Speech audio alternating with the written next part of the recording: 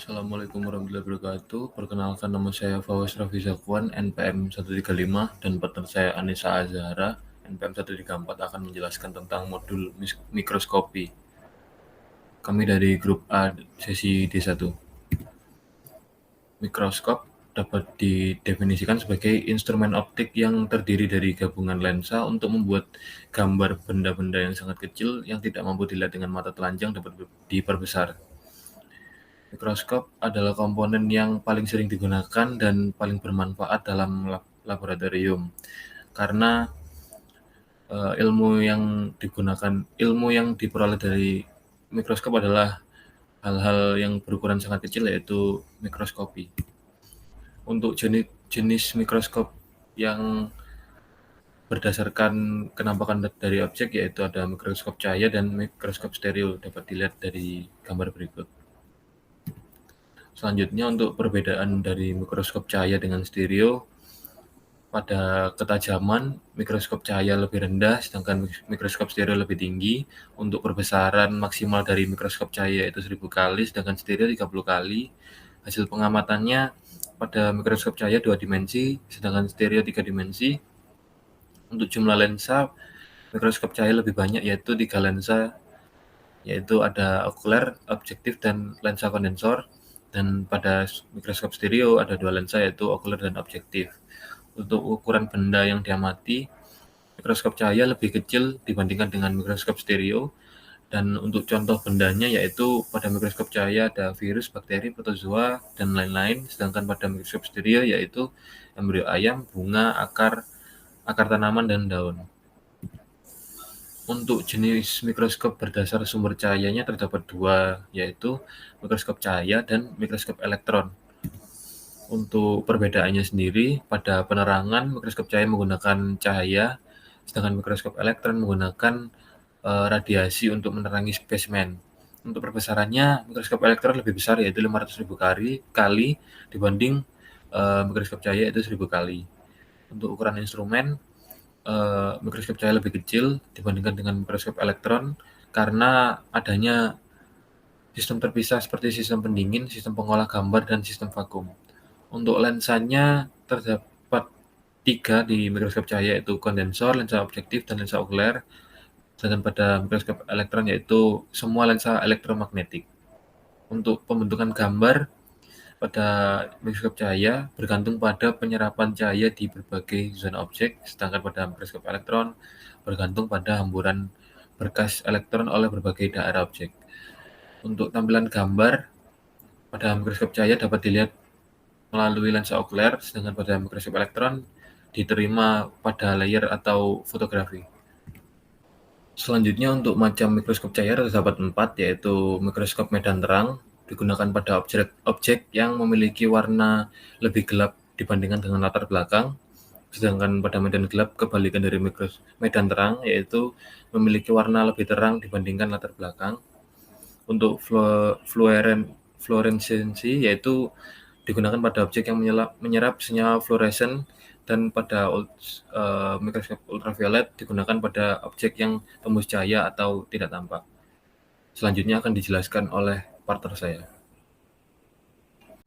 Baik, saya akan melanjutkan penjelasan dari teman saya. Selanjutnya ada prinsip kerja dari mikroskop cahaya, di mana cahaya lampu itu dibiaskan oleh lensa kondensor. Setelah melewati lensa kondensor, sinar akan mengenai spesimen dan akan diteruskan oleh lensa objektif. Dengan lensa objektif, dapat diketahui perbesaran yang dilakukan oleh mikroskop. Sinar yang diteruskan oleh lensa objektif akan ditangkap oleh lensa okuler dan diteruskan pada mata atau kamera. Mikroskop elektron itu ada beberapa macam. Yang pertama ada mikroskop scanning elektron atau SEM. Sinar yang melewati lensa objektif diteruskan pada spesimen. Spesimen ini disinari oleh X-ray yang menghasilkan sebuah gambar dan diteruskan ke layer. SEM hanya dapat digunakan untuk molekul dan permukaannya saja. Sedangkan untuk mikroskop transmission elektron atau TEM, prinsipnya itu dalam mikroskop ini, elektron ditembakkan oleh elektron gun yang kemudian melewati lensa kondensor. TEM dapat digunakan untuk mengamati bagian dalam elektron. Selanjutnya untuk bagian-bagian dari mikroskop, yang pertama itu ada lensa okuler atau lensa pengintai yang mana itu letaknya dekat dengan pengamat. Kemudian ada tabung mikroskop yang menggabungkan lensa okuler dan lensa objektif. Kemudian ada revolver untuk memilih lensa objektifnya. Kemudian ada lensa objektif di mana dia itu lensa yang dekat dengan objek. Ada pemutar kasar atau makrometer untuk menggerakkan tabung ke atas dan ke bawah dengan pergeseran besar. Dan ada juga mikrometer atau permutar halus untuk menggerakkan tabung ke atas dan ke bawah dengan pergeseran yang kecil. Kemudian ada preparat atau objek yang akan diamati. Penjepit berfungsi sebagai menjepit kaca objek. Kemudian ada lengan mikroskop yang mana itu nanti untuk pegangan pada saat kita melakukan pengamatan dengan mikroskop. Kemudian ada meja objek untuk meletakkan objek pengamatannya. Kemudian kaki mikroskop sebagai penyangga. Ada reflektor yang di sini tuh digunakan cermin untuk menangkap dan memantulkan cahaya. Diafragma berfungsi untuk mengatur cahaya yang masuk. Kemudian ada kondensor untuk mengumpulkan cahaya.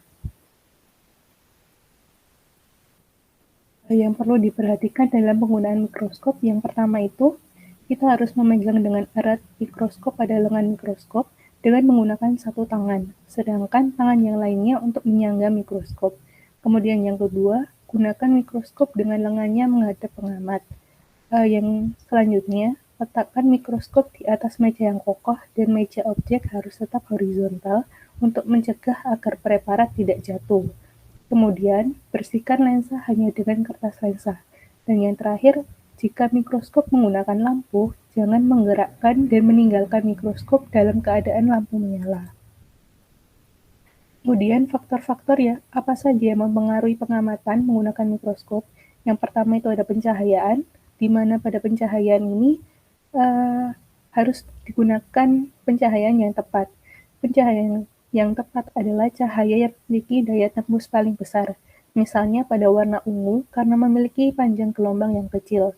Kemudian ada intensitas cahaya. Tentang intensitas yang dimiliki mikroskop adalah 1-6. Intensitas ini akan memengaruhi gelap terangnya hasil bayangan menggunakan mikroskop. Kemudian ada morfologi mikroskopik bakteri. Yang pertama itu ada bulat atau kokus, dan biasanya ini terbagi menjadi beberapa bentuk. Yang pertama ada mikrokokus, dia itu berbentuk bulat, jumlahnya 1.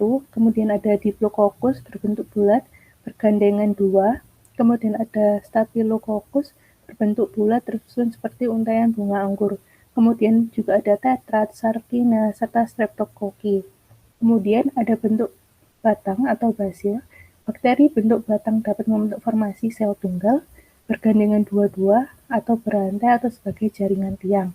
Kemudian untuk spiral sendiri ada yang berbentuk koma, itu jika lengkungannya kurang dari setengah lingkaran.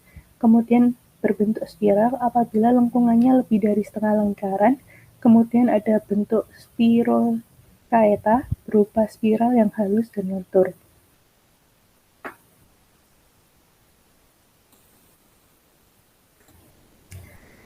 Mungkin itu saja yang dapat kami sampaikan dari grup A Paralel D.